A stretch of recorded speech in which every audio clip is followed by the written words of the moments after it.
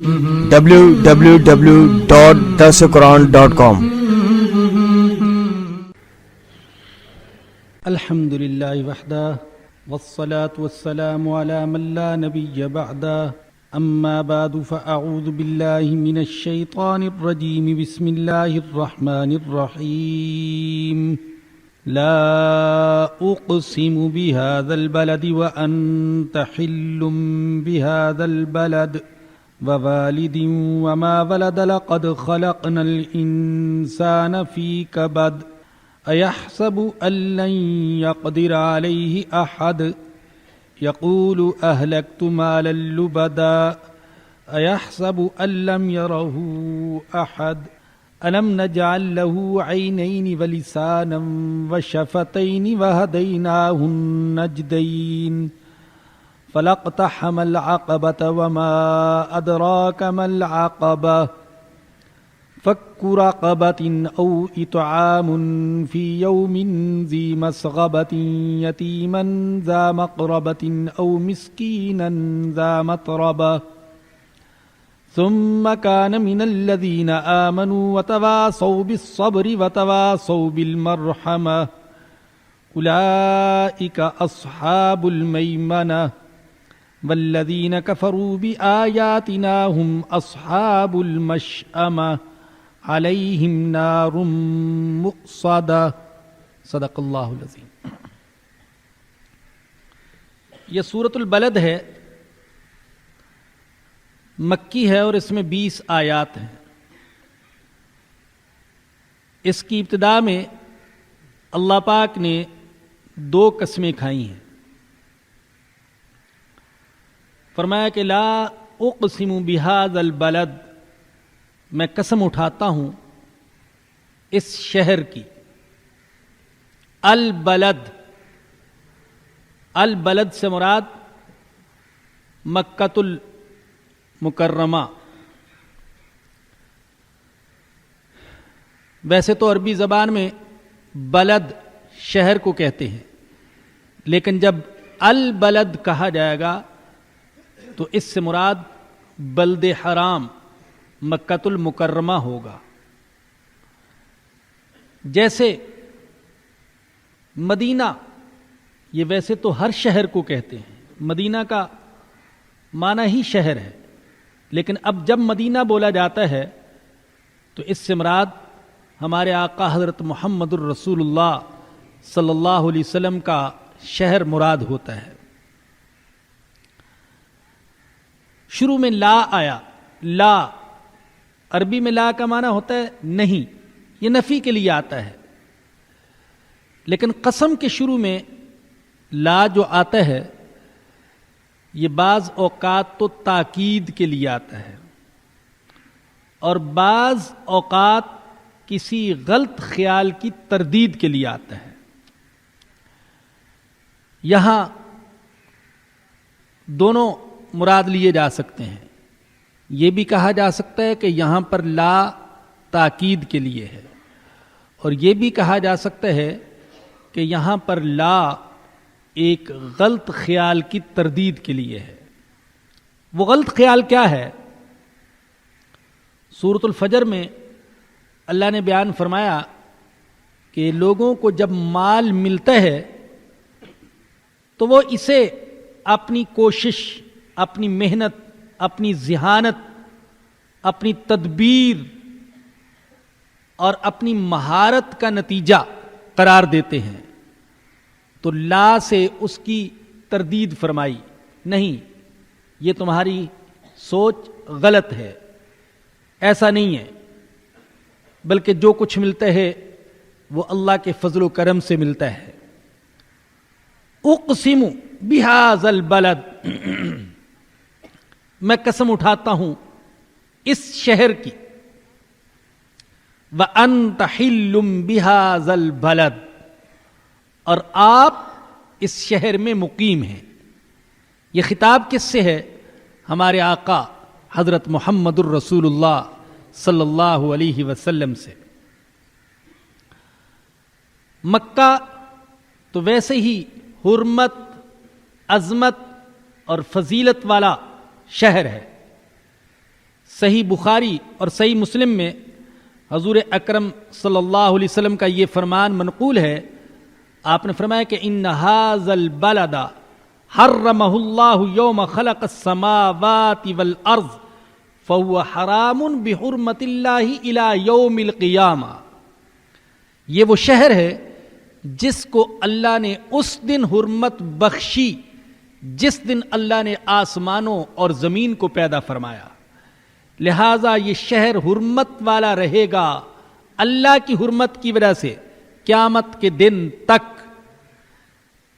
جس دن آسمان و زمین پیدا ہوئے اللہ نے یہ فیصلہ فرما لیا کہ یہاں ایک شہر کو بسانا ہے. بلکہ کہا جاتا ہے کہ زمین کا سب سے پہلا ٹکڑا پانی میں سے جو نمودار ہوا تو یہ وہ ٹکڑا تھا جہاں پر آج مکۃ المکرمہ آباد ہے، اور اس ٹکڑے کا بھی وہ حصہ جہاں پر کعبہ شریف ہے. تو مکہ تو شروع سے حرمت والا ہے، عظمت والا ہے، لیکن اللہ نے مکہ کی حرمت اور عظمت کی ایک اور وجہ بیان فرما دی یہاں پر، اور وہ یہ کہ اس شہر میں خاتم النبیین رحمت للعالمین سید المرسلین حضرت محمد الرسول اللہ صلی اللہ علیہ وسلم کی ولادت ہوئی. آپ جوانی کی عمر تک پہنچے، یہیں پر آپ کو نبوت و بعثت ملی. اس لیے کہ مکان کو شرف حاصل ہوتا ہے مکین کے شرف سے. بہت سے مکان ایسے ہیں کہ ان کو شرف ملتا ہے مکین کے شرف سے، رہنے والوں کے شرف سے، اور مکان ذلیل ہوتا ہے مکین کے ذلیل ہونے کی وجہ سے. اگر مکین ایک جھونپڑے میں بیٹھ جائے اور وہ مکین اللہ والا ہو، اللہ کا خاص بندہ ہو، اللہ کا مقرب محبوب اور پیارا ہو، تو وہ جھونپڑا بڑے بڑے محلات پر بھاری ثابت ہوتا ہے. اور اگر کوئی ذلیل شخص کسی محل میں رہتا ہے، بے نظیر محل میں، بے مثال محل میں صاف کہتا ہوں وائٹ ہاؤس میں رہتا ہے، تو اس کے رہنے کی وجہ سے وہ محل بھی ذلیل ہو جائے گا، اس کو عزت حاصل نہیں ہوگی. تو مکان کی عزت پتھروں سے نہیں ہوتی اور سیمنٹ سے نہیں ہوتی، نقش و نگار سے نہیں ہوتی، بلکہ مکان کی عزت مکین کی وجہ سے ہوتی ہے، اور مکان کی ذلت مکین کی وجہ سے ہوتی ہے. اللہ اکبر. اسی لیے وہ دل، جس دل میں ایمان ہو، وہ دل کائنات کی ہر چیز سے افضل ہے. اس لیے کہ یہ ایسا مکان ہے جس مکان میں اللہ رہتا ہے. لہذا اس مکان کا مقابلہ دنیا کا کوئی مکان اور کوئی مقام اور کوئی ٹھکانہ اور کوئی رہائش گاہ وہ نہیں کر سکتی. اور اللہ کے نبی نے فرمایا کہ اللہ کہتا ہے میں کہیں نہیں سما سکتا، میں نہ آسمانوں میں سما سکتا ہوں، نہ زمین میں، نہ فضاؤں میں، کہیں بھی اتنی وسعت نہیں کہ میں وہاں سما سکوں. البتہ میں مومن کے دل میں سما جاتا ہوں. مومن کا دل ایک ایسی چیز ہے کہ اس میں سما جاتا ہوں. تو مومن کے دل کو عزت ملتی ہے اس میں اللہ کی محبت اور اللہ کی معرفت اور اللہ کا نور ہونے کی وجہ سے. تو اللہ نے حضور اکرم صلی اللہ علیہ وسلم کے مکہ میں رہنے کو مکہ کے لیے باعث فضیلت بتلایا کہ مکہ کی فضیلت کی ایک وجہ یہ ہے اے میرے نبی آپ یہاں پر رہتے ہیں. اقسم بہذا البلد وانت حل بہذا البلد. مکہ میں آپ کے رہنے کی وجہ سے اگر مکہ کی فضیلت میں اضافہ ہوتا ہے تو مکہ کی فضیلت میں اضافہ ہونے سے ہمارے آقا صلی اللہ علیہ وسلم کی فضیلت بھی ثابت ہوتی ہے کہ آپ کتنے فضیلت والے ہیں کہ جس شہر میں آپ رہے اس شہر کو آپ کی وجہ سے فضیلت مل گئی. عظمت مل گئی. اور میرے بزرگوں اور دوستوں، وہ لوگ کتنے فضیلت اور عظمت والے ہوں گے جو اپنے آپ کو آقا کے سچے غلام بنا لے. جب ایک شہر میں پیدا ہونے کی وجہ سے اس شہر کو فضیلت ملتی ہے تو جو انسان حضور اکرم صلی اللہ علیہ وسلم کے نقشے کے مطابق اپنے آپ کو ڈھال لے اس کو کتنی فضیلت ہوگی. اور ایمان والے کی فضیلت کی بات آئی تو یہاں یہ بات ذہن میں آ رہی ہے. عرض کر دوں کہ حضور اکرم صلی اللہ علیہ وسلم نے کعبہ سے خطاب کرتے ہوئے فرمایا، بعض روایات میں آتے ہیں کہ اے کعبہ، میں تیری حرمت کو جانتا ہوں لیکن ایک مسلمان کے خون کی حرمت تجھ سے بھی زیادہ ہے. اور اس لیے کہا جاتا ہے کہ کسی مسلمان کو حقارت کی نظر سے نہ دیکھا جائے اگرچہ وہ گناہگار ہی کیوں نہ ہو. گناہگار مسلمان کی مثال ایسے ہے جیسے قرآن کریم کا ورق جو گندی جگہ پر گرا ہوا ہو. اگر قرآن کریم کا ورق گندی نالی میں بھی گر جائے تو کوئی مسلمان اس کو حقارت کی نظر سے نہیں دیکھ سکتا ہے، وہ اسے عزت کی نظر سے دیکھے گا. ہاں یہ سوچے گا کہ قرآن کے ورق کی یہ جگہ نہیں ہے، قرآن کے ورق کی جگہ تو میرا سینہ ہے، میری آنکھیں ہیں، میرا سر ہے. یہ اونچی جگہ یہ قرآن کی جگہ ہے، یہ گھٹیا جگہ قرآن کے قابل نہیں ہے. یوں ہی ایک گناہگار مسلمان کے بارے میں سوچا جائے گا کہ اے مسلمان، تیرا یہ مقام نہیں ہے ان گناہوں کی گندگی میں پڑنا، تیرا مقام تو بہت اونچا ہے. بات طویل ہو جائے گی، میں موضوع کی طرف واپس آتا ہوں. اللہ نے فرمایا کہ اقسم بہذا البلد وانت حل بہذا البلد، میں اس شہر کی قسم اٹھاتا ہوں اور اے میرے نبی آپ اس شہر میں مقیم ہیں. خود حضور اکرم صلی اللہ علیہ وسلم کو مکہ المکرمہ سے بڑی ہی محبت تھی. حضور بعض اوقات فرمایا کرتے تھے ما اطیبک من بلد، اے مکہ تو کتنا ہی پاکیزہ شہر ہے. اور جب حضور کو مکہ والوں نے مکہ سے نکلنے پر مجبور کیا تو حضور اکرم صلی اللہ علیہ وسلم نے فرمایا تھا کہ اگر یہ مجھے نکلنے سے مجبور نہ کرتے ما سکنت فی غیرک، تو اے مکہ میں تیرے علاوہ کہیں اور نہیں رہتا. ہاں مکہ سے حضور کو بڑی محبت تھی، لیکن جب مدینہ منورہ میں قیام فرمایا اور حضور حج کے لیے بلکہ فتح مکہ کے موقع پر جب تشریف لائے مکہ المکرمہ میں، تو مدینہ کے انصار کو یہ خیال ہوا کہ حضور کو مکہ سے بڑی محبت ہے، کہیں ایسا نہ ہو کہ اب حضور مکہ ہی میں رہ جائیں.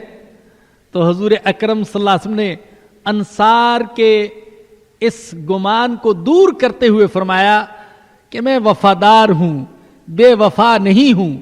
اب تمہارا ساتھ دیا ہے تو تمہارے ساتھ ہی رہوں گا، زندگی بھی تمہارے ساتھ اور موت بھی تمہارے ساتھ. گویا کہ مکہ سے محبت تو تھی لیکن انصار نے جس وفاداری کا ثبوت دیا اس کے بعد پھر حضور اکرم صلی اللہ علیہ وسلم نے یہ فیصلہ فرمایا کہ اب جینا اور مرنا انصار ہی کے ساتھ ہے. اور سیرت پر اور تاریخ پر نظر رکھنے والے جانتے ہیں کہ حضور اکرم صلی اللہ علیہ وسلم کو انصار سے بڑی محبت تھی، بڑی محبت تھی. آخری ایام میں حضور نے فرمایا کہ میں نے سب کے حقوق ادا کر دیے لیکن انصار کے حقوق ادا نہیں کیے. اور انصار کو بھی حضور سے بڑی محبت تھی، بڑا پیار کرتے تھے. اللہ اکبر. ایسی بات یاد آتی جاتی ہے، غزوہ حنین کے موقع پر جب حضور اکرم صلی اللہ علیہ وسلم نے مال غنیمت تقسیم فرمایا، بہت زیادہ مال غنیمت تھا، تو جو 9 مسلم تھے ان کو آپ نے بہت نوازا، بہت دیا. ارے لے لو دنیا جتنی چاہیے لے لو، ایمان پر جم جاؤ. اور انصار جن کی قربانیوں کی تاریخ بڑی طویل تھی ان کو بہت تھوڑا دیا. قدرتی طور پر انصار کے نوجوانوں کے دل میں اشکال آیا کہ جب قربانی کا وقت تھا تو ہم تھے، جب کوئی ٹھکانہ نہیں دے رہا تھا تو ہم تھے، اور آج خوشحالی اور غنیمت کی تقسیم کا وقت آیا تو یہ کل کے مسلمان جن کی کوئی قربانی نہیں ان کو نوازا جا رہا ہے، ان کو نوازا جا رہا ہے، ان کو حضور اکرم صلی اللہ علیہ وسلم نے انصار کو جمع فرما لیا، قربان جاؤں اپنے آقا کے قدموں کی خاک پر اور لاکھ بار قربان جاؤں۔ حضور کے سمجھانے کا انداز بھی بڑا عجیب تھا۔ حضور نے پہلے تو ان کے اشکال کا ذکر فرمایا کہ مجھ تک یہ خبر پہنچی ہے کہ تمہیں یہ اشکال ہوا ہے۔ انہیں اقرار کیا، یا رسول اللہ ہاں، ہم میں سے بعض نوجوانوں نے ایسا کہا ہے۔ حضور نے فرمایا کہ ہاں تم سوچ سکتے ہو کہ ہم نے اس وقت ساتھ دیا تھا جب کوئی ساتھ دینے والا نہیں تھا، اس وقت ٹھکانہ دیا تھا جب مکہ والوں نے نکال دیا تھا، اس وقت قوت فراہم کی تھی جب آپ سب سے کمزور تھے۔ ان کی قربانیوں کا ذکر کیا اور پھر عجیب بات ارشاد فرما دی۔ میں تو بار بار پڑھتا ہوں تو مجھے عجیب لطف آتا ہے۔ حضور نے فرمایا، اے انصار، کیا تم اس بات پر راضی نہیں ہو کہ لوگ اپنے گھروں میں جائیں تو مال و متاع لے کر جائیں، اور تم اپنے گھر کو جاؤ تو محمد الرسول اللہ کو لے کر جاؤ؟ اللہ اکبر! انصار تڑپ اٹھے، یا رسول اللہ ہمیں نہیں چاہیے مال و متاع، ہم اس بات پر راضی ہیں کہ ہم اپنے گھروں کو جائیں تو آپ کی محبت اور آپ کے عشق کو لے کر جائیں۔ اللہ اکبر! فرمایا کہ لا اقسم بہذا البلد، میں قسم اٹھاتا ہوں اس شہر کی، وانت حل بہذا البلد، اور آپ اس شہر میں مقیم ہیں، ووالد وما ولد، اور باپ کی قسم اور اولاد کی قسم۔ بعد نے کہا کہ ہر باپ کی قسم اور اولاد کی قسم، بعد نے کہا کہ اس سے مراد حضرت آدم علیہ السلام اور ان کی اولاد ہے۔ ووالد وما ولد، دو قسمیں کھا کر کیا فرمایا؟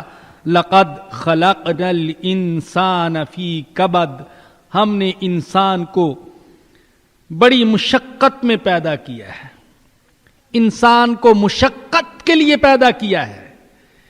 انسان اپنی ابتدا سے لے کر انتہا تک مشقت ہی کا سامنا کرتا ہے۔ ماں کے پیٹ میں تھا تو مشقت، ولادت ہوئی تو مشقت، اور انتہا اس کی دیکھیں تو موت ہے، وہ سب سے بڑی مشقت۔ ہر انسان مشقت میں ہے، ہر انسان تکلیف کا سامنا کر رہا ہے۔ ایک شخص اولاد کے لیے پریشان ہے اور دوسرا شخص اولاد کی وجہ سے پریشان ہے۔ ایک شخص شادی نہ ہونے کی وجہ سے پریشان ہے اور دوسرا شادی ہو جانے کی وجہ سے پریشان ہے۔ ایک دولت نہ ملنے سے پریشان ہے اور دوسرا دولت کے مل جانے کی وجہ سے پریشان ہے۔ پریشانیوں میں پھر بھی اضافہ۔ ایک بھوک کی وجہ سے پریشان ہے اور دوسرا بھوک نہ لگنے کی وجہ سے پریشان ہے۔ ہر انسان پریشان۔ اس کے عزیز کا انتقال ہو گیا، اس کا بیٹا چل بسا، یہ بیمار ہے، اس کا ایکسیڈنٹ ہو گیا، یہ ہسپتال میں پڑا ہوا ہے۔ ہر انسان مشقت میں ہے۔ کوئی انسان ایسا نہیں جس کو کوئی تکلیف نہ ہو، کوئی انسان ایسا نہیں جس کو کوئی غم نہ ہو۔ ہم یہ سمجھتے ہیں یہ کرسی والے، یہ اقتدار والے، جن کے آگے پیچھے 10-10 20-20 گاڑیاں ہوتی ہیں، جن کے لیے کئی گھنٹے ٹریفک کو بند رکھا جاتا ہے، عوام کو پریشان کیا جاتا ہے، یہ کسی مشقت میں نہیں، یہ کسی تکلیف میں نہیں۔ لیکن اگر اللہ نے ایسا نظام بنایا ہوتا کہ کسی ایکس رے کے ذریعے سے کسی کے دل کی پریشانیوں کو سامنے لایا جا سکتا تو ہم اور آپ دیکھتے کہ ارے یہ بڑی کرسیوں پر بیٹھے ہوئے تو سب سے زیادہ پریشان ہیں، خاک نشین فقیروں سے زیادہ پریشان ہیں، ملنگوں سے زیادہ پریشان ہیں، بھوکوں سے زیادہ پریشان ہیں، بھکاریوں سے زیادہ پریشان ہیں۔ ان کی پریشانی کی تو کوئی انتہا نہیں ہے۔ ہر انسان تکلیف میں، مشقت میں، غم میں، فکر میں، البتہ وہ شخص غم اور فکر سے بچا ہوا ہے جس نے اپنی سب سے بڑی فکر وہ اللہ کی رضا کو بنا لیا کہ میرا اللہ مجھ سے راضی ہو جائے. جس نے اپنی یہ سوچ بنا لی، اللہ کی رضا کو اپنی سب سے بڑی فکر بنا لیا، وہ پھر فکروں سے آزاد ہو جاتا ہے. وہ جو کسی شاعر نے کہا ہے، بلکہ خواجہ عزیز الحسن مجذوب رحمہ اللہ، حضرت تھانوی رحمۃ اللہ علیہ کے خلیفہ اور معتمد ہم نشین اور عظیم صوفی شاعر، اصلاحی شاعر اور قادر الکلام شاعر، بڑے غضب کے شعر ہیں ان کے، دل کو ہلانے والے. تو وہ فرماتے ہیں، کسی کو رات دن سرگرم فریاد و فغاں پایا، کسی کو فکر گوناگوں سے ہر دم سرگراں پایا، کسی کو ہم نے آسودہ نظیر آسماں پایا، بس ایک مجذوب کو اس غم کدا میں شادماں پایا. غموں سے بچنا ہو تو آپ کا دیوانہ ہو جائے. بس یہ ایک غموں سے بچنے کی صورت ہے کہ اللہ اور اس کے رسول صلی اللہ علیہ وسلم کا دیوانہ ہو جائے، گویا کہ دین کی فکر کے مقابلے میں باقی ساری فکریں ہیچ ہو جائیں. وگرنہ انسان مشقت کا سامنا کرنے کے لیے پیدا ہوا ہے. یہاں کی کوئی خوشی ایسی نہیں جس کے ساتھ غم نہ لگا ہوا ہو، کوئی ملاپ ایسا نہیں جس کے ساتھ جدائی نہ ہو، کوئی صحت نہیں جس کے ساتھ بیماری کا اندیشہ نہ ہو، کوئی مالداری ایسی نہیں جس میں فقیر ہونے کا خطرہ نہ ہو، اور کوئی زندگی ایسے نہیں جسے موت کا کوئی خطرہ نہ ہو. لقد خلقنا الانسان فی کبد، ہم نے انسان کو بڑی مشقت میں پیدا کیا، مشقت کے لیے پیدا ہوا. ارے جب مشقت ہی کرنی ہے تو پھر کیوں نہ اللہ اور اس کے رسول کے لیے مشقت کی جائے. مشقت ہی کرنی ہے، مشقت تو کرے گا، کہیں بھی کر لے، تو کیوں نہ اللہ اور اس کے رسول کے لیے مشقت کرے. یعنی دنیا کی زندگی بھی اس ڈھب سے گزارے کہ جو تکلیف اٹھائے وہ اللہ اور اس کے رسول کے لیے اٹھائے. اس کا یہ مطلب نہیں ہے کہ ہر وقت مسجد میں بیٹھا رہے، ہر وقت مدرسے میں بیٹھا رہے. نہیں، دکان چلائے، کارخانہ چلائے، ٹھیلا چلائے، ٹوکری اٹھائے، مزدوری کرے، لیکن جو کچھ کرے وہ اللہ کی رضا کے لیے کرے. جب مشقت ہی اٹھانی ہے تو کیوں نہ اس مشقت کا صلہ اللہ سے پھر وصول کیا جائے.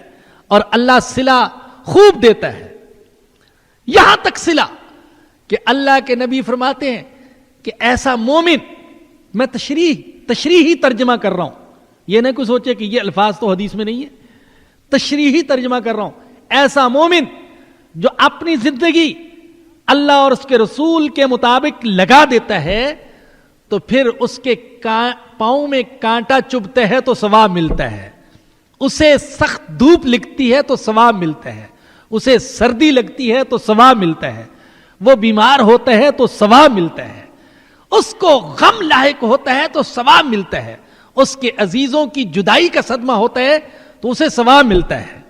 تو جب مشقت ہی اٹھانی ہے تو بھائی کیوں نہ اس مشقت کو اللہ کے لیے اٹھائے اور اس کا رخ اللہ اور اس کے رسول کی طرف موڑ دے. لقد خلقنا الانسان فی کبد ایحسب ان لن یقدر علیہ احد، کیا یہ گمان کرتے ہیں کہ اس پر کسی کو قدرت حاصل نہیں ہے تو اتنا کمزور. ہر وقت مشقت کا سامنا، ہر وقت کسی نئے مسئلے کا سامنا، ہر سورج طلوع ہوتا ہے تو ایک نیا مسئلہ سامنے. میں اور آپ کیا نہیں جانتے، ہم اس معاشرے کا حصہ ہیں، اس ماحول میں رہتے ہیں، لوگوں کے جذبات، خیالات، پریشانیوں، افکار، مسائل اور تکالیف سے باخبر ہیں. آج کا انسان جتنا پریشان ہے شاید کبھی بھی کوئی پریشان نہ تھا. ہر دن کا سورج گویا کہ ایک نئی پریشانی لے کر طلوع ہوتے. اور حضور اکرم صلی اللہ علیہ وسلم کی وہ حدیث صادق آتی ہے. حضور نے فرمایا کہ ایسا وقت آئے گا کہ انسان قبرستان کے پاس سے گزرے گا تو آرزو کرے گا کہ اے کاش میں بھی یہاں کسی قبر میں دفن ہوتا. ایسے مصائب کا سامنا، ایسے مسائل کا سامنا. تو کمزور تو اتنا کہ پریشانیاں، مصیبتیں، تکلیفیں، پھر برداشت کا جذبہ نہیں، بڑے ہی کمزور ہے. بات بات پر جھنجھلا جاتا ہے، لڑنے مرنے پر آمادہ ہو جاتا ہے. لیکن دوسری طرف خود سر اور متکبر اتنا کہ سمجھتا یہ ہے کہ میرے اوپر کسی کو قدرت حاصل نہیں، میں خود مختار ہوں. حالانکہ دیکھ رہا ہے کہ میرے اختیار میں تو کچھ نہیں. اگر میرے اختیار میں کچھ ہوتا تو مجھے کوئی پریشانی نہ ہوتی. لیکن اس کے باوجود اس کی عملی زندگی بتلاتی ہے کہ اس کے ذہن میں یہ بات بیٹھی ہوئی ہے کہ میں خود مختار ہوں. یقول اہلکت مالا لبدا، کہتے ہیں میں نے بڑا مال ہلاک کر دیا. اللہ تیرے کلام پر قربان، میں نے بڑا مال ہلاک کر دیا. اللہ نے یوں نہیں کہا، کہتا ہے میں نے بڑا مال خرچ کر دیا. حالانکہ خرچ کرنے کے لیے تو انفقت کا لفظ آتا ہے. یوں نہیں کہتا میں نے خرچ کر دیا، کہتا ہے میں نے ہلاک کر دیا. اللہ نے اہلکت کا لفظ بولا اس لیے کہ یہاں یہ بتلانا ہے کہ جہاں جہاں یہ خرچ کر رہا ہے وہاں ضائع جا رہا ہے. کہہ رہا ہے میں نے شادی پر اتنا خرچ کیا، بیٹے کا عقیقہ کیا، اتنی بڑی دعوت کی، اور ولیمہ ایسا شاندار کیا، اور مکان ایسا بنایا، اور فلاں فلاں ملک کی سیاحت کر کے آیا، اور میرے بچے فلاں فلاں سکولوں میں پڑھتے ہیں، میرے اخراجات اتنے ہیں. یوں گنوا رہا ہے فخریہ طور پر. اور بعض ایسے بدبخت بھی ہیں کہ جو اسلام دشمنی میں اپنا پیسہ خرچ کرتے ہیں. تفاسیر میں یہ بھی لکھا کہ حضور اکرم صلی اللہ علیہ وسلم کے بعض دشمن تھے جو آپ کی دشمنی میں پیسہ خرچ کرتے تھے اور پھر فخریہ طور پر یوں کہتے تھے میں نے اتنا خرچ کیا، میں نے اتنا خرچ کیا. اللہ کہتا ہے تو نے جو بھی خرچ کیا سب ضائع گیا. یہ جو کچھ خرچ کر رہے ہو یہ تمہارے لیے حسرت کا باعث ہوگا. سورہ انفال آیت نمبر 35 میں ہے ان الذین کفروا ينفقون اموالهم ليصدوا عن سبیل اللہ فسينفقونها ثم تكون عليهم حسرة ثم يغلبون والذین کفروا الى جہنم یحشرون. فرمایا کہ وہ لوگ جو کافر ہیں وہ مال خرچ کرتے ہیں تاکہ لوگوں کو اللہ کی راہ سے روکے، لیکن جو کچھ خرچ کر رہے ہیں یہ ان کے لیے باعث حسرت ہوگا، بعد میں شرمندہ ہوں گے کہ ہم نے کیوں خرچ کیا. چنانچہ ایسا ہی ہوا، جنہوں نے لوگوں کو اللہ کے دین سے روکنے کے لیے خرچ کیا ان کو شرمندہ ہونا پڑا. اللہ نے اسلام کو اور حضور اکرم صلی اللہ علیہ وسلم کو غلبہ عطا فرمایا. تو فرمایا کہ یہ کہتے یقول اہلکت مالا لبدا، میں نے بہت سا مال خرچ کر دیا، ہلاک کر دیا. ایحسب ان لم یرہ احد، کیا یہ گمان کرتا ہے کہ اس کو کسی نے نہیں دیکھا؟ اللہ نہیں دیکھ رہا ہے اس کو کہ یہ کہاں کہاں خرچ کر رہا ہے؟ اللہ دیکھ رہا ہے اور اللہ اس کا بدلہ بھی عطا کرے گا. آگے اللہ پاک نے اپنی نعمتیں یاد فرمائیں، یاد دلائیں. الم نجعل له عینین ولسانا وشفتین وہدیناہ النجدین، کیا ہم نے اس کو دو آنکھیں عطا نہیں کی؟ ہماری کتنی بڑی نعمت ہے اس کے پاس، یہ آنکھیں عطا کی. آنکھوں کے اوپر پپوٹے لگا دیے. یہ پپوٹے نہ ہوں تو کتنی تکلیف ہو. پپوٹوں کے اوپر پلکیں لگا دی تاکہ گرد و غبار سے بچا سکیں، اور پپوٹوں کے اوپر پھر ابرو لگا دیے، ایک کالی سی چھتری، تاکہ اس کو تیز روشنی سے بچا سکیں. اور ساتھ ساتھ حسن و جمال کا بھی کام دے سکے، اللہ نے جو بھی چیزیں بنائی فائدہ بھی ہو رہا ہے اور ساتھ حسن و جمال کا فائدہ بھی۔ انسان ان کی وجہ سے حسین محسوس ہوتا ہے۔ اگر یہ ابرو نہ ہوں تو کیا ہو، کیسا لگے، اور پلکے نہ ہوں تو کیسا لگے، اور پپوٹے نہ ہوں تو کیسا لگے۔ اور وہ آنکھیں کہ ماہرین کہتے ہیں کہ ان آنکھوں کے ذریعے سے انسان 1,10,00,000 رنگ دیکھ سکتا ہے۔ کتنے رنگ ہیں دیکھ رہا ہے۔ یہ تو ماہرین نے رنگ گنوائے، لیکن بہت سی چیزیں ایسی ہوتی ہیں جو رنگ میں نہیں آتی، ان آنکھوں کے ذریعے سے اس کو دیکھ رہا ہے۔ میری والدہ کے چہرے میں جو محبت ہے، اس محبت کا تو کوئی رنگ نہیں، لیکن میں اپنی آنکھوں سے اس رنگ کو بھی دیکھ رہا ہوں، اور جو نابینا ہے وہ محبت کے اس رنگ کو دیکھنے سے محروم ہے۔ میں غلاف کعبہ کو دیکھ رہا ہوں، میں قرآن کو دیکھ رہا ہوں، میں اللہ کی قدرت کو دیکھ رہا ہوں۔ الم نجعل لہ عینین، اگر یہ آنکھیں نہ ہوتی تو کیا ہوتا، اور آنکھوں کا کوئی جز نہ ہوتا تو پھر کیا ہوتا۔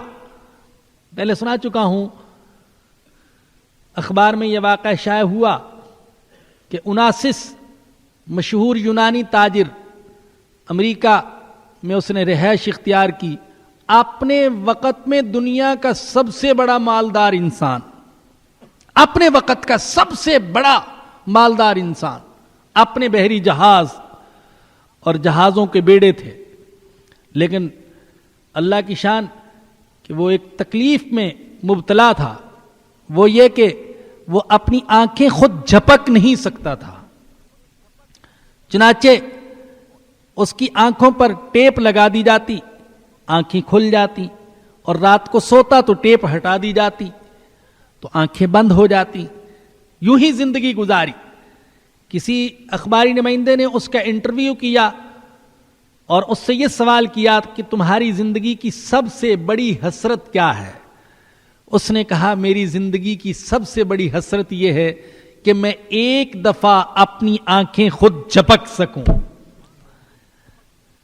دولت بے انتہا، لیکن یہ دولت اس کو صرف آنکھوں کا جھپکنا بھی نہ دے سکی، اس سے محروم۔ تو عرض یہ کر رہا تھا کہ آنکھیں تو اللہ کی نعمت ہیں، آنکھوں کا ہر جز بھی اللہ پاک کی بہت بڑی نعمت۔ وَلِسَانًا وَشَفَتَيْن، ہم نے اس کو زبان عطا کی اور 2 ہونٹ عطا کیے، اس زبان سے کھاتا ہے، پیتا ہے، چکھتا ہے، بولتا ہے، اور ساتھ ساتھ اللہ نے اس زبان کو، اس منہ کو اور ان ہونٹوں کو خوبصورتی کا ذریعہ بھی بنا دیا۔ اور بعض حضرات نے بڑی عجیب بات فرمائی، فرماتے ہیں کہ اللہ کا شکر ادا کرنا چاہیے کہ جس نے ہمیں یہ قدرت عطا کی کہ ہم گوشت سے بول سکتے ہیں۔ یہ زبان ایک گوشت کا ٹکڑا تو ہے، اور چربی سے دیکھ سکتے ہیں، آنکھوں میں چربی ہی چربی ہے، اور ہڈی سے سن سکتے ہیں، کانوں میں ہڈیاں ہیں، گوشت سے بول سکتے ہیں، چربی سے دیکھ سکتے ہیں، اور ہڈی سے سن سکتے ہیں، اور پھر بھی انسان تعجب کرتا ہے، اور تعجب کرے گا قیامت کے دن جب اس کے ہاتھ بولیں گے اور پیر بولیں گے، ارے تمہیں کس نے بولنے کی قوت عطا کر دی؟ تو وہ جواب دیں گے اسی اللہ نے جس نے گوشت کے اس ٹکڑے کو بولنے کی طاقت عطا کی تھی۔ وَلِسَانًا وَشَفَتَيْن وَهَدَيْنَاهُ النَّجْدَيْن، اور ہم نے انسان کو 2 گھاٹیاں بتا دی۔ نجدین، 2 گھاٹیاں۔ نجد اونچی جگہ کو کہتے ہیں، المرتفع من الارض، اونچی جگہ، اونچی گھاٹی ہم نے انسان کو بتا دی۔ یہ کون سی 2 گھاٹیاں ہیں؟ 2 راستے، خیر کا راستہ اور شر کا راستہ۔ یہ بھی اللہ کا بڑا کرم کہ اس نے دونوں راستے بتلا دیے۔ انا ہدیناہ السبیل اما شاکرا و اما کفورا، سورۃ الانسان میں فرمایا ہم نے انسان کو راستہ دکھا دیا، اب اس کی مرضی ہے یہ شکر کرنے والا بنے یا نہ شکرا بن جائے. خیر کا راستہ بھی دکھا دیا اور شر کا راستہ بھی دکھا دیا. فلق تحم العقبہ. اللہ اکبر. میرے بزرگوں اور دوستو، قرآن کو پڑھیں، قرآن کو سنیں تو عمل کی نیت سے پڑھا کریں اور عمل کی نیت سے سنا کریں. جب وہ آیات آئیں جو ہماری عملی زندگی سے تعلق رکھتی ہیں تو دل ہی دل میں عمل کی نیت کر لیا کریں. توفیق دینا اللہ کا کام ہے، لیکن نیت تو ہم کر لیں. فرمایا کہ فلق تحم العقبہ. انسان اونچی گھاٹی پر کیوں نہیں چڑھتا؟ وما ادراک ما العقبہ.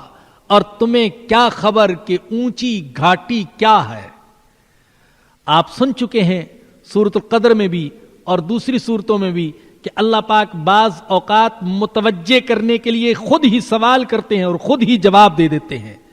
انا انزلناہ فی لیلۃ القدر وما ادراک ما لیلۃ القدر لیلۃ القدر خیر من الف شہر. اور بعض حضرات نے فرق کیا کہ جہاں جہاں اللہ نے وما یدری کا کہا ہے تو اس کا جواب نہیں دیا، حالانکہ معنی اس کا بھی یہی ہے، تجھے کیا خبر، معنی اس کا بھی یہی ہے، لیکن وہاں پر جواب ذکر نہیں کیا. لیکن جہاں پر یوں سوال کیا ما ادراکا، ان الفاظ سے تجھے کیا خبر، تو وہاں سوال کا جواب دیا ہے.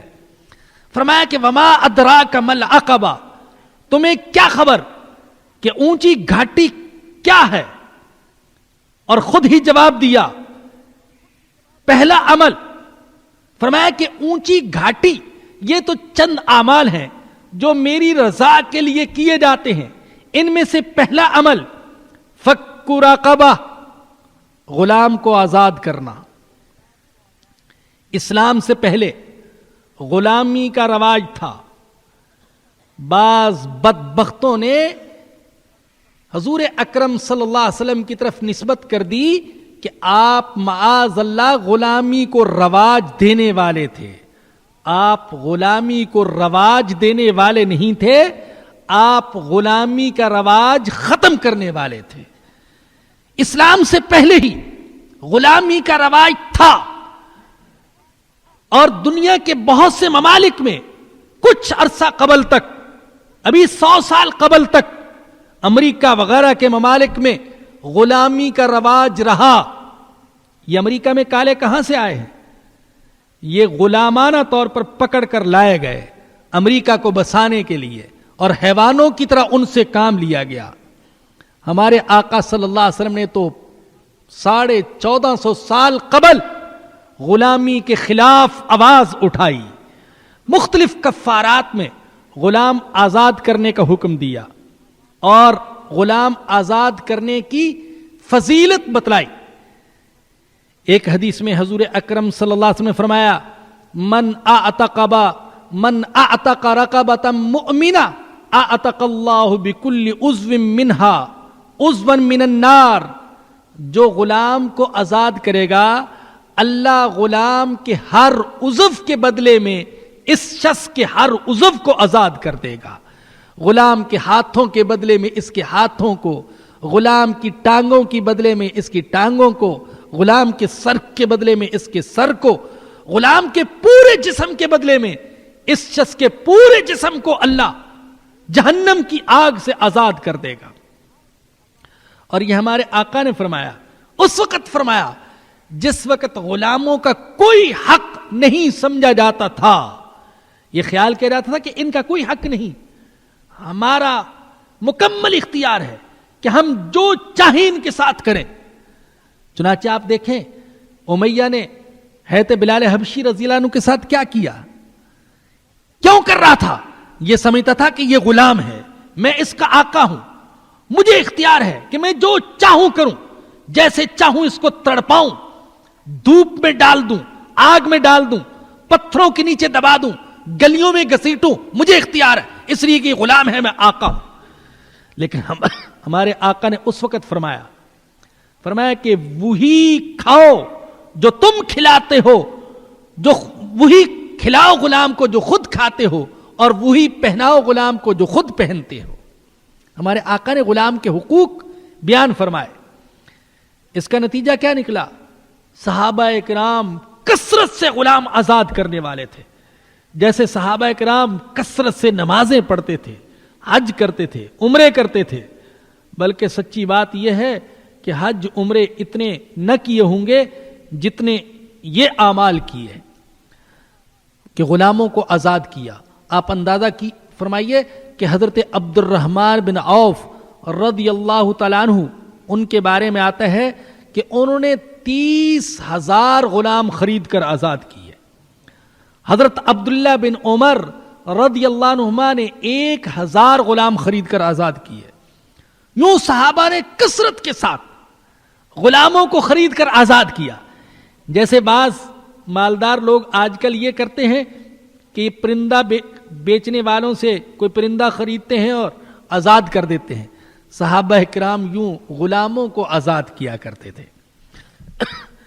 فرمایا کہ پہلا عمل یہ فک رقبہ، گردن کو آزاد کرنا.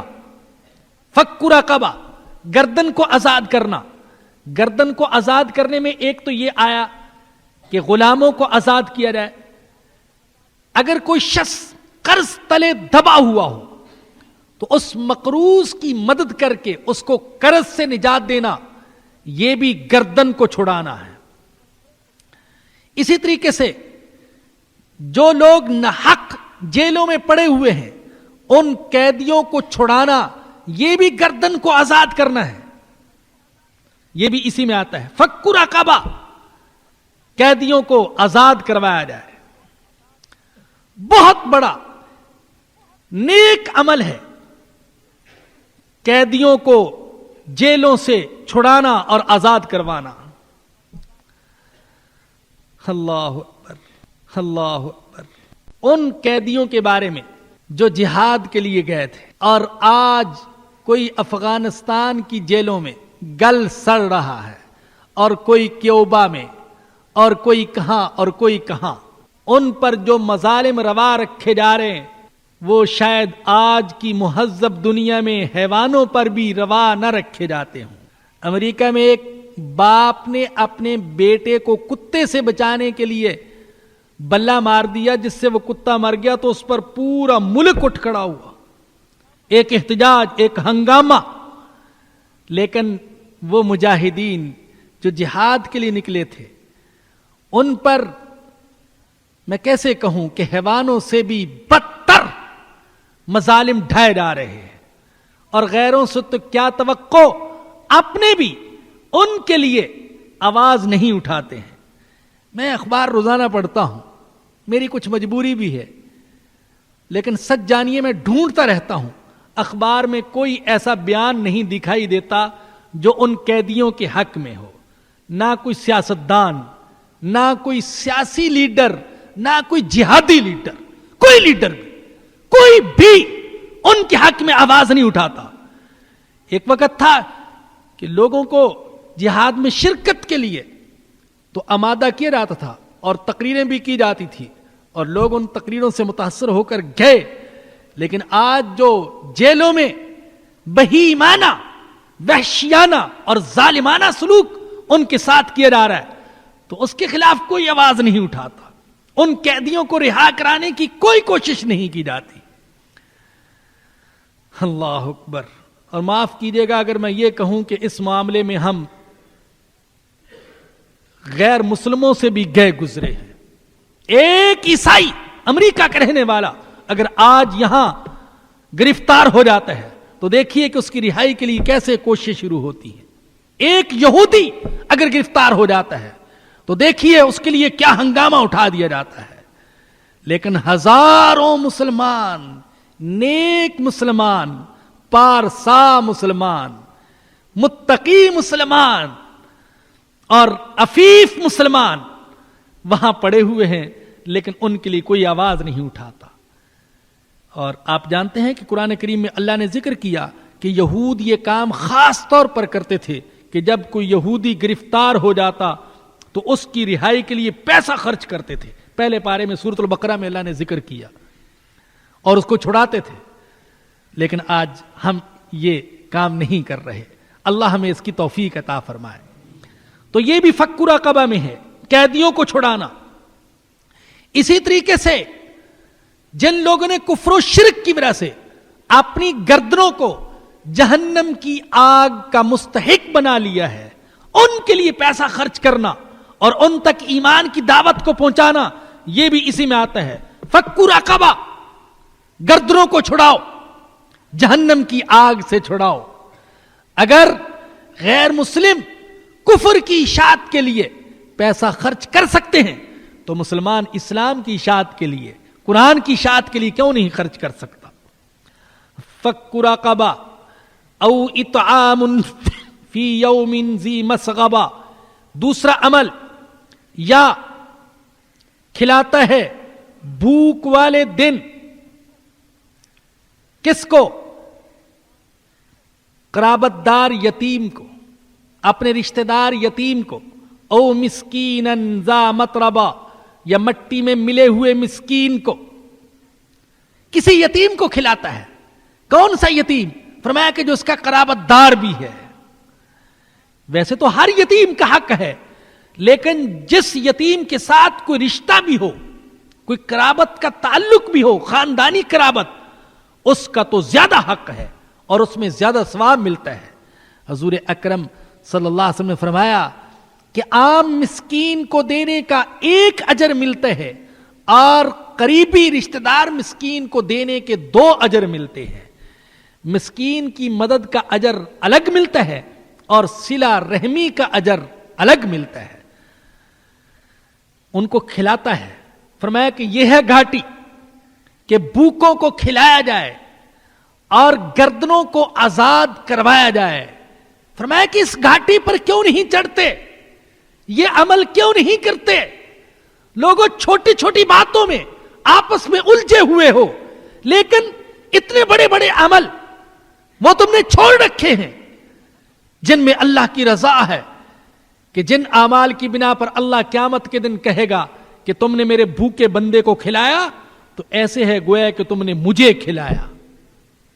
یتیمن ذا مقربہ او مسکینن ذا متربہ، مٹی میں ملا ہوا مسکین، خاک نشین مسکین. اور میں عرض کرتا رہتا ہوں اور انشاءاللہ عرض کرتا رہوں گا، اللہ نے توفیق دی تو، وہ یہ کہ ایسے مستحقین کو، مسکینوں کو، یتیموں کو تلاش کرنا یہ پیسے والوں کی ذمہ داری ہے. اللہ کی قسم، یہ پیسہ ہمیں اللہ نے اس لیے نہیں دیا کہ ہم اس کی وجہ سے نام و نمود کریں اور اپنی شوکت بڑھائیں اور لوگوں کے سامنے فخر کریں اور شادی بیاہ کے موقع پر اپنا نام اونچا کریں اور کروڑوں لٹا دیں اور گناہوں پر خرچ کریں اور کلبوں پر خرچ کریں اور ہماری بیگمات اس پر معاذ اللہ بے حیائی کا ارتکاب کریں اور شاپنگ کے نام پر امریکہ اور دبئی اور دوسرے ممالک میں جائیں یا کراچی ہی کے بازاروں میں پھرتی رہے. اللہ نے ہمیں اس لیے نہیں دیا. یاد رکھیں، اللہ نے اگر مجھے دیا ہے اور اللہ نے آپ کو دیا ہے تو اللہ قیامت کے دن پوچھے گا کہ تمہیں میں نے اس لیے دیا تھا تاکہ تم اس کو میری رضا پر خرچ کرو اور میرے مستحق اور بھوکے بندوں کو تلاش کرو. تم نے کیوں نہیں تلاش کیا؟ پیسے کی تلاش میں پھر سکتے تھے اور مستحقین کی تلاش میں نہیں پھر سکتے تھے. یہ ہم کی ذمہ داری ہے، ہم سب کی ذمہ داری ایسے مستحقین کو تلاش کرنا. او مسکینا ذا متربہ ثم کان من الذین آمنوا. اب گردنوں کو چھڑانا اور بھوکوں کو کھلانا یہ تو بہت بڑا عمل، لیکن فرمایا کہ شرط یہ ہے کہ ایمان والا ہو، پھر وہ ان لوگوں میں سے ہو جو ایمان لائے. ثم کان من الذین آمنوا، ایمان بنیادی شرط ہے کسی بھی عمل کی قبولیت کے لیے. پھر وہ ان لوگوں میں سے ہو جو ایمان لائے. وتواصوا بالصبر وتواصوا بالمرحمہ، اور جو ایک دوسرے کو صبر کی تلقین کرتے ہیں آزمائشوں پر، ابتلاؤں پر، بیماریوں پر، پریشانیوں پر. ارے صبر کرو. وتواصوا بالمرحمہ، اور ایک دوسرے کو رحمت کی تلقین کرتے ہیں، مہربانی کی تلقین کرتے ہیں۔ اللہ اکبر، خود بھی رحم کرتے ہیں اور دوسروں کو بھی رحم کرنے کی تلقین کرتے ہیں۔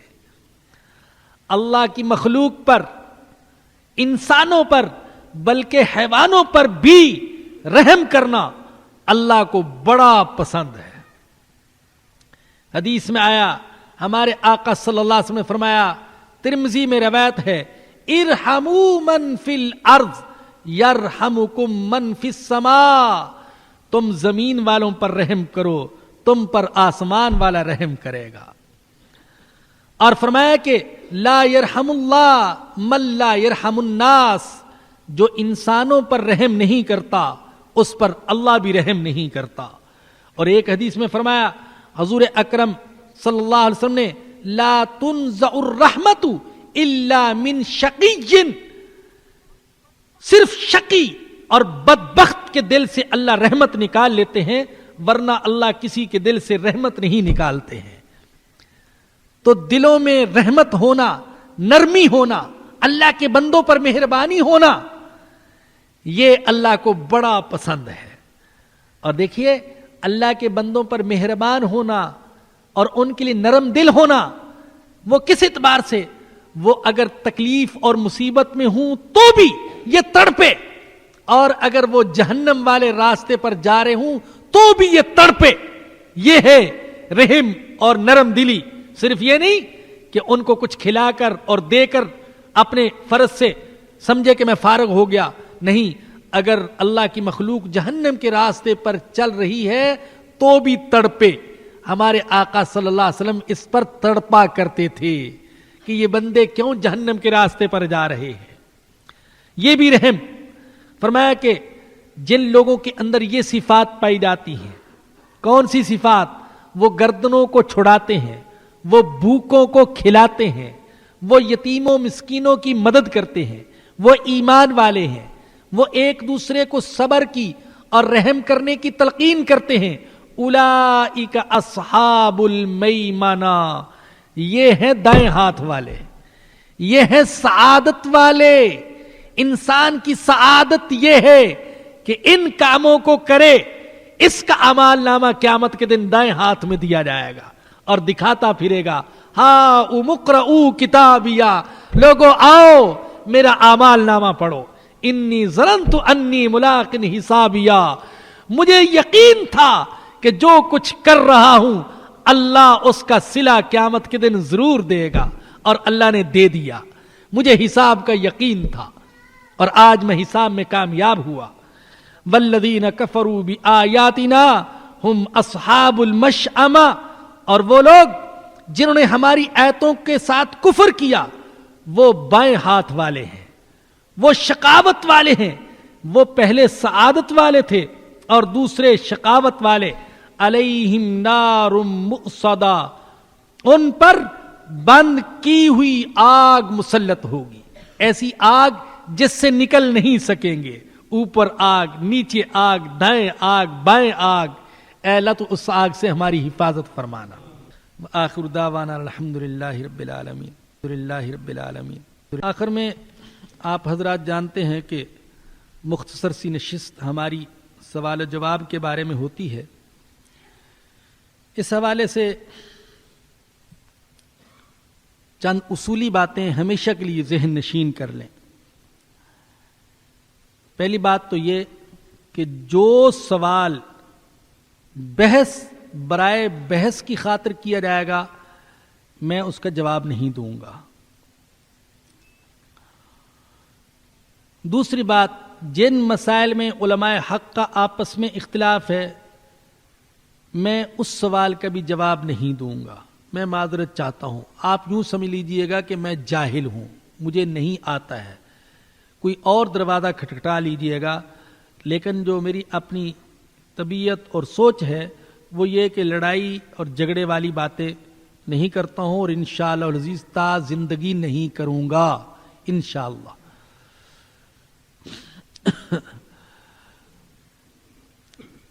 اب اسی بات کو آگے بڑھاتے ہوئے کہ میں نے عرض کیا کہ جن مسائل میں علماء حق کا آپس میں اختلاف ہے. میرے شیخ کی رائے کچھ اور ہے، آپ کے شیخ کی رائے کچھ اور ہے، میرے استاد کی رائے کچھ اور ہے، آپ کے استاد کی رائے کچھ اور ہے. تو ان مسائل میں شدت اختیار کرنا یہ مناسب نہیں ہے، اور یقین فرمائیں کہ اس سے بڑے بڑے مسائل اور بڑے بڑے فتنے پیدا ہوں گے. آپ اندازہ کیجئے، امام ابو حنیفہ رحمۃ اللہ علیہ سے بڑا نہ میرا شیخ ہو سکتا ہے، نہ آپ کا شیخ، نہ میرا استاد نہ آپ کا استاد. لیکن امام ابو حنیفہ رحمۃ اللہ علیہ کے بارے میں علماء کہتے ہیں کہ مثلا ایک مسئلے میں امام ابو حنیفہ اور امام شافعی رحمۃ اللہ علیہ کا اختلاف ہے، تو ہم زیادہ سے زیادہ یہ کہہ سکتے ہیں کہ امام ابو حنیفہ کا قول صحیح ہے، لیکن اس میں غلطی کا بھی احتمال ہے. امام شافعی رحمۃ اللہ علیہ کا قول غلط ہے، لیکن اس میں صحیح ہونے کا بھی احتمال ہے. اندازہ کیجئے کہ اگر امام ابو حنیفہ رحمۃ اللہ علیہ کے قول میں غلطی کا امکان ہے، تو کیا میرے اور آپ کے استاد کے قول میں غلطی کا کوئی امکان نہیں ہے؟ وہ کوئی آسمانی وحی ہے کہ اسی کو صحیح کہا جائے اور باقی سب کو غلط کہا جائے؟ شیخ عبد القادر جیلانی رحمۃ اللہ علیہ کے پاس ایک مرید رہے، کئی سال تک اصلاح کروا کر واپس جانے لگے. عرض کیا کہ حضرت کچھ نصیحت ارشاد فرمائیں. فرمایا کہ بس 2 باتوں کی نصیحت کرتا ہوں، ایک یہ کہ کبھی خدائی کا دعویٰ نہیں کرنا، اور دوسرا کبھی نبی بننے کا دعویٰ نہیں کرنا. اس نے کہا حضرت اتنا عرصہ آپ کی صحبت میں رہا، کیا اب بھی آپ کو یہ اندیشہ ہے کہ میں خدائی کا دعویٰ کر دوں گا یا نبی ہونے کا دعویٰ کر دوں گا؟ تو فرمایا کہ بات یہ ہے کہ صرف خدا ایسا ہے کہ اس کی ہر بات اٹل ہے، اس کے خلاف نہیں ہو سکتا. اگر تم نے اپنی بات کو بھی یہی حیثیت دی تو گویا کہ تم نے خدائی کا دعویٰ کر دیا. صرف اللہ کا نبی ایسا ہے کہ اس کی ہر بات سچ ہے، اس میں غلطی اور جھوٹ کا امکان نہیں. اگر تم نے اپنے منہ سے نکلی ہوئی بات کو بھی یہی حیثیت دے دی تو گویا کہ تم نے نبی ہونے کا دعویٰ کر دیا. اور ایک عجیب حدیث سناؤں گا، عجیب حدیث میری نظر سے گزری. کنز الامال کے حوالے سے جلد نمبر 11 صفحہ نمبر 315، حضرت حذیفہ بن یمان رضی اللہ تعالیٰ عنہ نے فرمایا کہ رسول اکرم صلی اللہ علیہ وسلم نے فرمایا کہ میری امت اس وقت تک ہلاک نہیں ہوگی، لن تفنی امتی حتی یظہر فیہم التمایز، میری امت اس وقت تک تباہ نہیں ہوگی جب تک کہ اس کے اندر تمایز ظاہر نہ ہو جائے. میں نے عرض کیا بھی ابی انت و امی یا رسول اللہ، اے اللہ کے رسول آپ پر میرے ماں باپ قربان ہوں، تمایز کیا چیز ہے؟ آپ نے فرمایا کہ عصبیت یحدثها الناس فی الاسلام، تمایز عصبیت کا نام ہے جسے لوگ اسلام میں گھڑ لیں گے. اور علماء نے اس کا مطلب یہ لکھا ہے کہ مسلمانوں کا کوئی گروہ فقہی مسائل میں صرف اپنی رائے کو اگر صحیح قرار دے اور باقی سب کو غلط اور باطل کہے تو یہ ہے تمایز. فرمایا کہ جب تک میری امت میں تمایز نہیں آئے گا تو میری امت ہلاک نہیں ہوگی. اور جب تمایز اور عصبیت آ جائے گی کہ ایک گروہ صرف اپنی رائے کو صحیح اور باقی سب کو باطل کہے گا تو پھر میری امت ہلاکت سے نہیں بچ سکے گی. آپ اندازہ کیجئے کہ ہم میں سے بہت سے لوگ ایسے ہیں کہ واقعی ان کے اندر یہ عصبیت آ چکی ہے. اللہ ہماری اس سے حفاظت فرمائے. دوسرا مسئلہ جو تھا وہ داڑھی کا مسئلہ. اس سے میرے جواب سے بعض ساتھیوں نے سمجھا کہ شاید میں یہ کہہ رہا ہوں کہ جیسی بھی رکھ لو داڑھی. ارے بھائی نہیں، میرا مطلب یہ نہیں تھا. پوری ایک مٹھی داڑھی رکھنا یہ حضور اکرم صلی اللہ علیہ وسلم کی سنت ہے. اب ایک شخص نے تھوڑی داڑھی رکھی ہے، چھوٹی داڑھی رکھی ہے. اب 2 طریقے ہیں. ایک تو یہ کہ آپ اس کو کہتے ہیں تیرے داڑھی رکھنے کا کوئی فائدہ نہیں اور تم اور داڑھی منڈا برابر ہو. اچھا بھی اس کا مطلب یہ ہے کہ میں منڈوا دیتا ہوں. اور دوسرا حکمت کا طریقہ ہے کہ آپ اس سے یہ کہیں کہ بھائی اس سے سنت کا تقاضا پورا نہیں ہوتا، کوشش کرو کہ سنت کے مطابق پوری داڑھی رکھ لو. تو بھائی میں نے جو بات کی وہ حکمت کے تحت کی. میں نے اس لیے کہا میں ان کی ہدایت کے لیے دعا کرتا ہوں کہ اللہ ان کو پوری رکھنے کی توفیق عطا فرمائے. ایک صاحب نے آخر میں جو سوال کیا وہ یہ کہ ائمہ 4 کیوں ہیں؟ اگرچہ یہ بھی مسئلہ ایسا ہے کہ جو بحث برائے بحث کے لیے، الجھانے کے لیے، اور پرچی وہ مجھ سے گم ہوگی جس میں وہ سوال لکھا ہوا تھا، لیکن چونکہ پچھلی نشست میں یہ سوال سنا چکا ہوں تو اس لیے آج عرض کر رہا ہوں۔ انداز اس کے لکھنے کا ایسا ہی تھا جیسے بعض جھگڑالو لوگوں کا ہوتا ہے۔ بعض ہمارے حضرات ہیں وہ تقلید کے خلاف ہیں تو وہ جھگڑا پیدا کرتے ہیں، تو جھگڑنے کے لیے یہ سوال کیا گیا، اور میں نے عرض کیا کہ میں جھگڑے والے سوال کا جواب تو دیتا نہیں، لیکن بات سمجھانے کے لیے عرض کرتا ہوں کہ ابتدائی زمانے میں اجتہاد کرنے والے علماء تو بہت تھے، لیکن اہل علم میں 4 ائمہ کو مقبولیت حاصل ہو گئی: امام ابو حنیفہ، امام مالک، امام شافعی، امام احمد بن حنبل رحمہ اللہ۔ اور اللہ کی عجیب شان کہ ان حضرات نے کبھی یہ تحریک نہیں چلائی کہ سارے لوگ ہماری تقلید کرنے لگے، نہ ہی اس سلسلے میں عالم اسلام کے درمیان کوئی مشورہ ہوا بھی آپس میں مل بیٹھے اور مشورہ کریں کہ ان 4 ائمہ کی تقلید کی جائے اور کسی کی نہ کی جائے۔ نہ مشورہ ہوا، نہ ان حضرات نے تحریک چلائی۔ اللہ نے دنیا بھر کے مسلمانوں کے دل میں ڈال دیا کہ ان 4 ائمہ کی تقلید کی جائے۔ تکوینی معاملہ جسے کہتے ہیں، ایسے ہی معاملہ ہوا۔ تو پوری دنیا میں سب سے زیادہ تقلید کرنے والے امام ابو حنیفہ رحمۃ اللہ علیہ کے ہیں، پھر دوسرے ائمہ کے ہیں، لیکن اجتہاد کا دروازہ بند نہیں ہوا۔ اجتہاد کا دروازہ جیسے ان حضرات نے، ان ائمہ نے اجتہاد کیا، آج بھی اجتہاد ہو سکتا ہے، لیکن اس وقت جب کہ کسی کے اندر اجتہاد کی شرائط پائی جائے، وہ پورے قرآن پر عبور رکھتا ہو، وہ پوری احادیث پر نظر رکھتا ہو، وہ صحابہ کے اقوال پر نظر رکھتا ہو، وہ تابعین تبع تابعین کے آثار پر نظر رکھتا ہو، وہ ائمہ کے استنباطات اور اجتہادات پر نظر رکھتا ہو، پوری شرائط پائی جائے تو تب اس کو اجتہاد کی اجازت دی جا سکتی ہے۔ لیکن آپ خود ہی سوچئے کہ آج ہمارے ہاں جو نئے نئے مجتہد کھڑے ہو رہے ہیں کہ قرآن کریم کا اردو یا انگلش ترجمہ پڑھ لیا اور کوئی تفسیر بھی پڑھ لی اور جناب اجتہاد کرنا شروع کر دیا، تو ان حضرات کو اجتہاد کی اجازت کیسے دی جا سکتی ہے؟ ضیاء صاحب مرحوم کے زمانے میں انہوں نے ایک کانفرنس کروائی اسی موضوع پر کہ اجتہاد کی اجازت ہونی چاہیے، علماء نے اجتہاد کا دروازہ بند کر رکھا ہے۔ بڑے بڑے پروفیسر حضرات اور پڑھے لکھے لوگ وہ اس موضوع پر بڑے مقالے، دھواں دار مقالے پڑھ رہے تھے۔ آخر میں مفتی محمود صاحب رحمہ اللہ کی باری آئی تو مفتی صاحب اسٹیج پر آئے تو فرمایا کہ بھائی میں بھی مانتا ہوں کہ اجتہاد کا دروازہ کھلا ہے، اجتہاد کی اجازت ہے، لیکن اجتہاد کے لیے تو بہت ساری شرائط ہیں، لیکن میں اس وقت ساری شرائط کو نظر انداز کرتا ہوں۔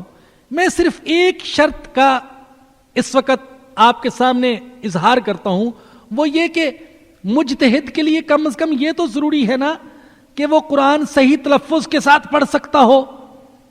ہاں، تو فرمایا کہ آپ میں سے کون کون ہیں، ہاتھ اٹھائیں جو قرآن صحیح تلفظ کے ساتھ پڑھ سکتا ہوں۔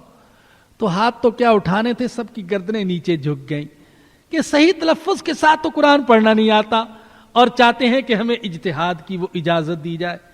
تو بھائی اجتہاد جو ہے وہ تو جائز، لیکن اجتہاد کی شرائط ہوں۔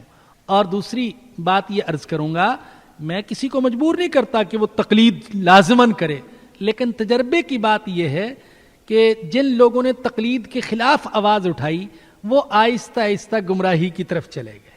یقین فرمائیں، تجربے کی بات یہ ہے، کوئی نفس کی خواہش کی اتباع میں مبتلا ہو گیا اور کوئی قادیانیت کی طرف، کوئی پرویزیت کی طرف، کوئی انکار حدیث کی طرف چلا گیا۔ اور بھائی آپ جو کہتے ہیں کہ ہم تقلید نہیں کرتے، تو آپ مسئلہ پوچھتے ہیں محلے کے مولوی سے، تو گویا کہ آپ تو اس کی تقلید کر رہے ہیں محلے کے مولوی صاحب کی، اور میں مسئلہ پوچھتا ہوں امام ابو حنیفہ سے، تو آپ کے محلے کے مولوی سے کم از کم امام ابو حنیفہ رحمۃ اللہ علیہ تو اچھے ہیں۔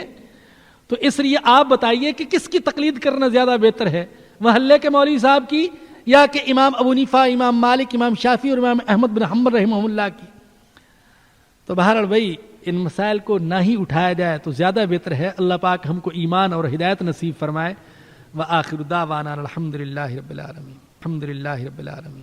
الحمد للہ رب العالمین والصلاة والسلام علی سید الانبیاء والمرسلین. اے الہ العالمین اپنے فضل و کرم سے ہمارے صغیرہ کبیرہ گناہوں کو معاف فرما دے. یا اللہ جو زندگی باقی ہے وہ تیرے حکموں کے مطابق اور تیرے سچے نبی کے سچے طریقوں کے مطابق گزارنے کی توفیق نصیب فرما دے. اے اللہ سورۃ البلد میں جن اعمال کا تو نے ذکر فرمایا، اے اللہ ہمیں ان اعمال کو زندہ کرنے کی توفیق نصیب فرما.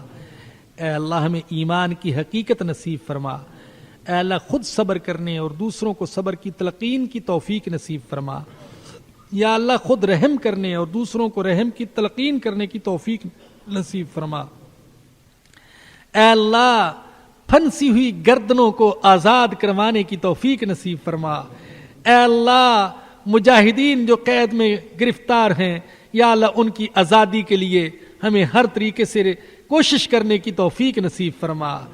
اے اللہ جو پاکستانی جیلوں میں مسلمان ناحق قید ہیں، یا اللہ ان کو رہا کروانے کی کوشش کرنے کی توفیق نصیب فرما. اے اللہ بھوکوں کو کھانا کھلانے کی توفیق نصیب فرما. یتیموں، غریبوں، بیواؤں، مسکینوں، فقیروں کے حقوق ادا کرنے کی توفیق نصیب فرما. اے اللہ ہمیں پکے سچے مسلمان بنا دے. اے اللہ ہم پر کرم فرما. اے اللہ رحم فرما. یا اللہ ساری بیماریوں سے شفا نصیب فرما. ظاہری اور باطنی، جسمانی اور روحانی ساری بیماریوں سے شفا نصیب فرما. اے اللہ ہمیں نیک بنا، ہماری اولادوں کو نیک بنا. اے اللہ جو مقروض ہیں ان کو قرض سے خلاصی عطا فرما. جو بے اولاد ہیں ان کو نیک اولاد عطا فرما. اے اللہ ہمارے مرحومین کی مغفرت فرما، ان کے گناہوں کو معاف فرما اور نیکیوں کو قبول فرما. اے اللہ ہمارا خاتمہ ایمان پر فرما. اور اے اللہ قیامت کے دن حضور اکرم صلی اللہ علیہ وسلم کی شفاعت نصیب فرمانا. ربنا آتنا فی الدنیا حسنۃ وفی الآخرۃ حسنۃ وقنا عذاب النار. ربنا تقبل منا انك انت السميع العليم وتب علينا انك انت التواب الرحيم. صلی اللہ تعالی علی رسولہ وخیر خلقہ سیدنا و مولانا محمد و آلہ و صحبہ و اہل بیتہ اجمعین. آمین برحمتک یا ارحم الراحمین.